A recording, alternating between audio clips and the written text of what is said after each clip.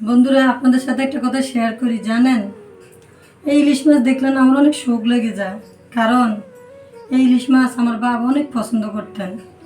এই ইলিশ মাছ ছাড়া আমার বাবার চলতো না। ইলিশ মাছ আমার বাবা অনেক পছন্দ করতো।